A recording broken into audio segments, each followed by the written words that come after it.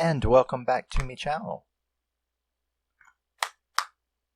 If you're new here, just welcome. And my name is Rusty, and this is where I talk about my favorite movies, mostly horror, and my favorite music, mostly metal. And welcome to day 6 of Wolf Week. I've really enjoyed going through some of my favorite werewolf movies, and now I can't wait to do Wolf Week 2, where I have some others already picked out for that.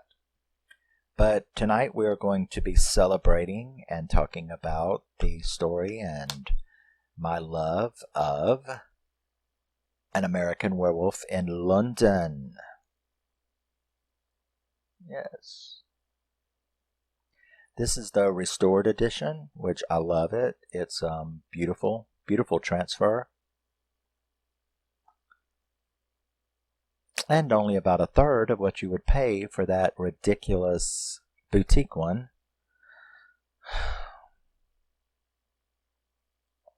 But if you love this movie, this will satisfy you just fine. It's a beautiful, beautiful transfer.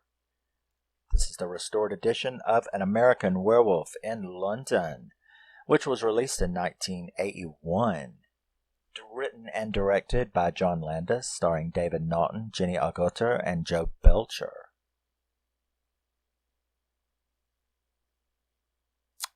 And Griffin Dunne. I was like, where's Griffin? Right? Where's Jack? I like Jack. David's alright, but I like Jack.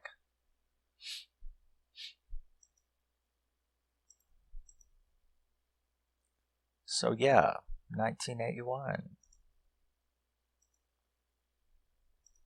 Okay.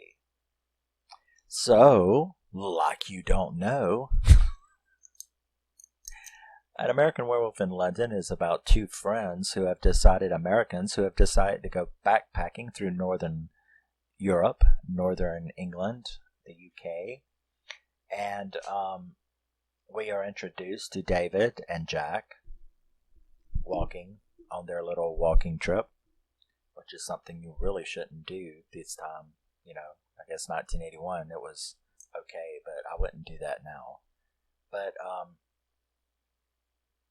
we see them dropped off on the road, and they are told to keep off the moors and told which way to go, where they, of course, visit the infamous Slaughtered Lamb, where we get to see that cool innkeeper or the bartender lady that is easily recognizable. But they visit the Slaughtered Lamb, they notice the pentagram on the wall, and of course are being dipshit tourists, because nobody would really ask about stuff like that and walk in and act the way that they do, but, you know, that's the point. That's what makes it funny. So they ask about that, and it kind of like pisses everyone off, and they're told to leave. She keeps trying to tell them, you know, the inn lady, at least she's all right. You know, she's like, we shouldn't let them do that. But they're told to leave, so they leave. And of course, in their silliness, after they were told to stay on the road and do not go into the moors, they turn. It doesn't take them any time before they are off the road talking bullshit about bitches from high school or something, and it's so typical. But there they go off into the moors, and you know, did you notice it? Does anybody else who has seen this 1,000 times? Do you notice when they like walk off the road and you just want to go, would you shut up about what you're talking about and do what you're told, man? So, while they're out there, of course, we have the infamous creepy scenes, which they play so well. I mean, this movie is a 10 out of 10, no question about it. When it's circling them and they're making their little banter about it, and it attacks. And even to this day, as many times as I've seen it, I know when David falls and asks for a hand, look out. And it still makes me jump every time. But Jack is attacked, ripped to shreds. That was a like really horrible mauling, which can make anybody that has canine fear get very nervous, you know. So he wakes up they were attacked when they were on their way back after they had finally decided, maybe it was stupid to leave in the middle of, late at night and go walking in the middle of nowhere. So Jack was ripped to shreds. David was bit. Turns out the men finally took her advice. They're the ones who had shot the guy, and David did see the naked man laying there beside him. So he goes out, though, and he wakes up. Turns out 3 weeks later, he's been unconscious in the hospital, where we're introduced to Alex, the Jenny Agutter's character, the nurse, and David, of course, is having all of these weird dreams, which some of them will make you jump out of your chair.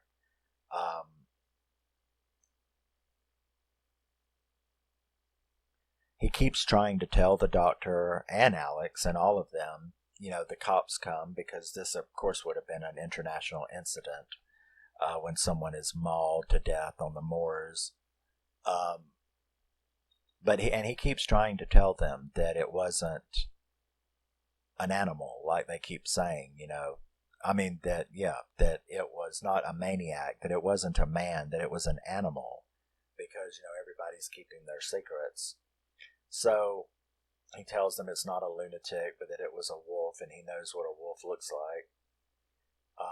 The Dibbles say that the case is closed, even though David keeps insisting, and you can imagine something like that going on. They would not want to know anything. Tourists, don't say anything, right? So his dreams continue to get worse, when all of a sudden Jack appears in the hospital room, all cut up. The practical effects in American Werewolf in London are just astounding. But so he shows up, but he already thinks he's crazy from the dreams and everything. Plus, he's being gaslighted. He's being gaslit by the doctor, by the nurse, by the cops. Everyone's been gaslighting him, so who wouldn't think they were crazy? Jack appears and talks to him.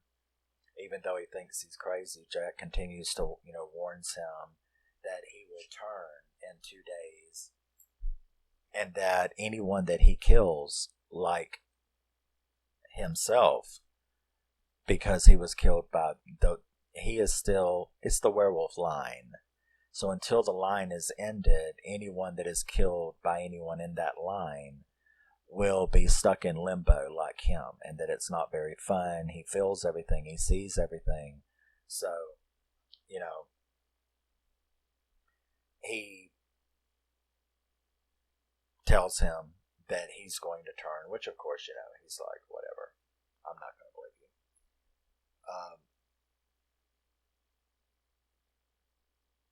The doctor ends up going to the slaughtered lamb to try to check out his story. Enough of what David says is convincing enough to make him go and check it out to see, exactly. It's not that he believes him, but he does believe that there's something going on because of his wounds being cleaned and everything like that. So he has his reasons.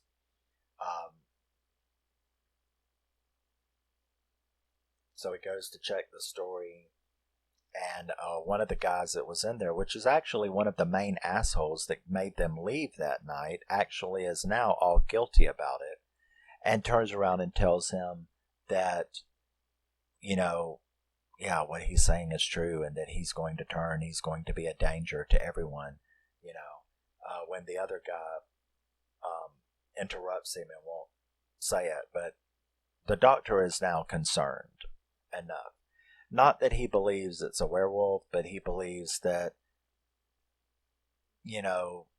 just your mental stability could be shaken by whatever you believe, which could be true.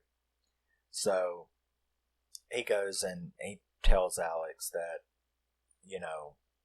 she needs to watch him, and where is he? That he is worried about Dave, and that the attack, he's afraid that because of the attack that David may lose it come the full moon and hurt somebody or himself. So that night we get to see the infamous, which I still get a panic attack from watching, and I don't know why I get a panic attack. I've watched 7 werewolf movies. All of them have transformations, of course, and they don't really bother me. But that transformation of David gives me a panic attack, and I don't know why. But none of the others do. They've got transformation scenes. The howling, all of them. So it's kind of strange. The human mind. Isn't it so funny? But, so Dave wakes up in the zoo after he's went on a monstrous killing spree after that fantastic transformation. Which brings us, to probably one of the funniest little scenes ever. I mean, and of course I'm thrilled because I get to see David running around naked all over the place. But it's still very funny. And that is the naked balloons. That is one of the funniest scenes. I don't think anything has topped that except Ryan Reynolds in that movie Buying the Cow. There's a similar scene in this comedy with Ryan Reynolds called Buying the Cow, where Ryan Reynolds gets freaked out and jumps out in the middle of the day, jumps out into the street, into an alley, completely naked, just like David is in this. And there's this little kid whose dad's over there picking up stuff, and he's completely naked. But the little kid, who's like a Spider-Man freak, wearing a Spider-Man shirt and all, he thinks that because of the way Ryan Reynolds is coming down the balcony, he's like, "Are you Spider-Man?" And he's like, yeah, and you've got my suit. I want you, So he's completely naked, and this little kid is like, "Sure, I'll give you my shirt," for him to cover up with. When the dad comes out of the back of the building and looks over there, and there's this kid taking off his shirt with Ryan Reynolds completely naked. It's a funny scene. And that's what this one is. The coolest line in a movie, that little British boy is so cool when he sees David, "Come here, little boy, come here." The little boy's like, and he walks over there to him, and he's like, I'll give you a pound for the balloons. He's like, "No, I'll give you 2 pounds. And he's like, "I don't know who you are." And David is like, "I'm the famous balloon thief." And then the boy, total cool estate logic, right? The little boy's like, "Why would a thief want to give me 2 pounds?" Right? Yeah. But the look on the little boy's face, you could tell it was hilarious when he came out, got the balloons, and ran. It looked exactly like that Ryan Reynolds scene. The little boys both were like Ryan Reynolds' ass, David Naughton's ass. It was funny. You could see how embarrassed they were, but at the same time how humorous they thought it was. So yeah, I call it the naked balloon scene. That's one of the funniest funniest scenes in any movie that I've ever seen. But so the doctor sees the news on the attacks, and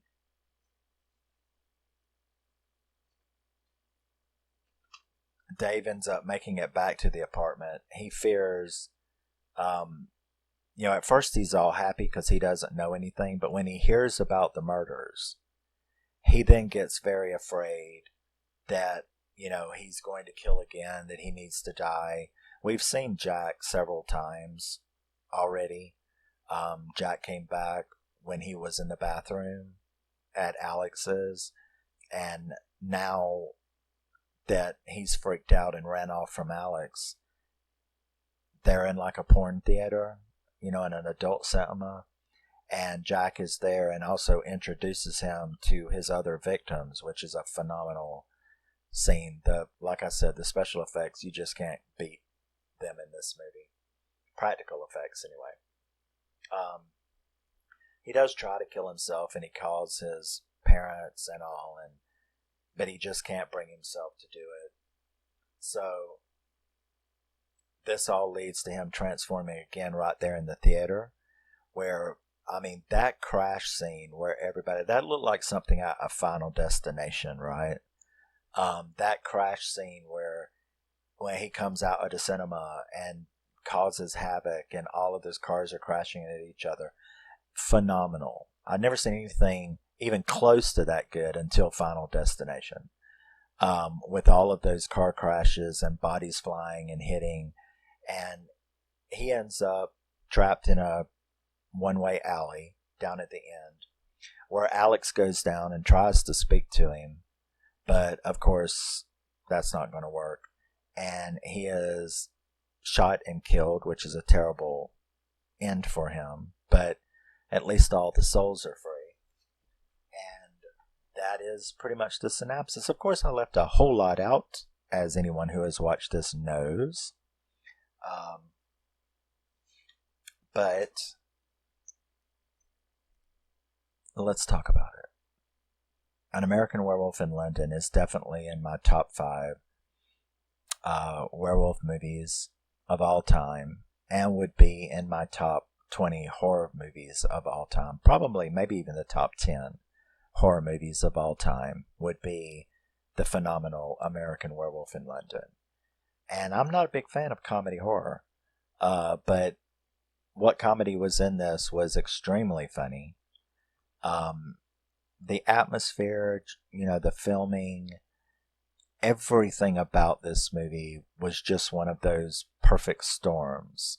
Like Jaws and Friday the 13th. It's just the right time, right place with all of the right ingredients to make a classic masterpiece that will never be forgotten. There is nothing about this movie that has aged at all,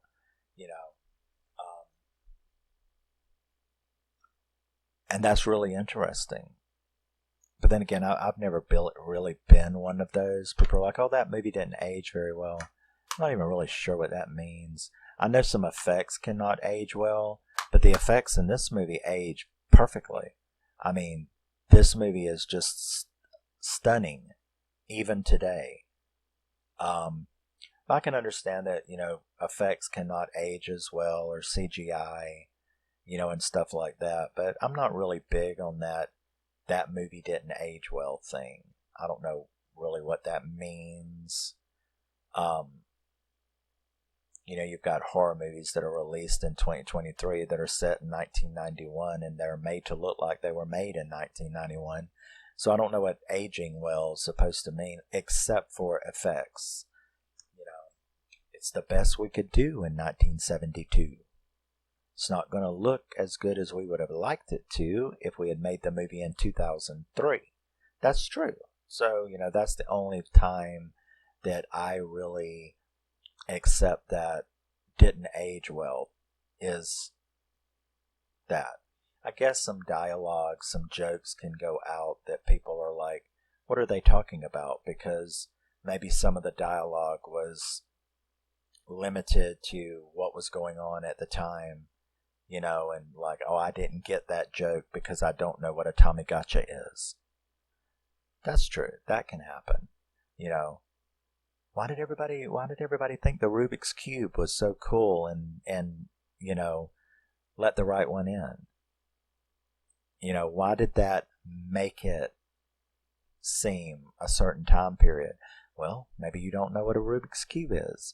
So yeah, there's things like that in movies as time passes that I guess you can pick out, but that was just a little interesting side road.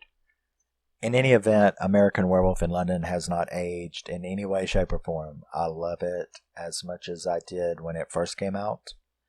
And I see absolutely no age on this movie. This is a beautiful transfer. If you can't afford $35-$40, you can get this one for about 10, 11, 12, 10 to 12. It's the latest release aside from that boutique one. And yeah. 1981, American Werewolf in London. Thank you very much for tuning in and checking out. Let me know what you think about this movie. Maybe offer suggestions for Wolf Week 2 when I get around to that. I've already got several picked out. And yeah, I will see you in the conclusion, where we can then move on to something else. I'm not sure what. I want to move on to next. Maybe just some randoms? I don't know. We'll see. But, yeah. Is this really only 20 minutes long?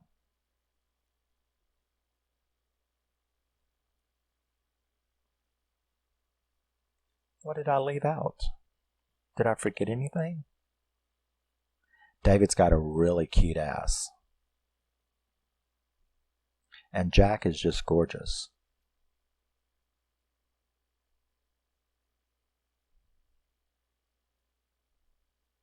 I don't know what else to say. Except, my favorite kill.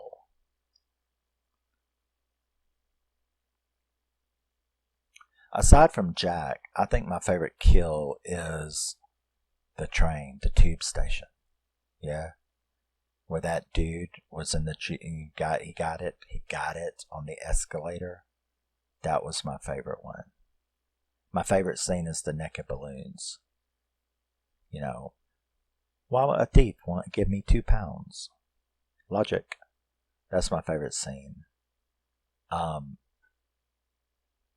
My favorite kill is, the tube station. That dude in the tube station, that businessman.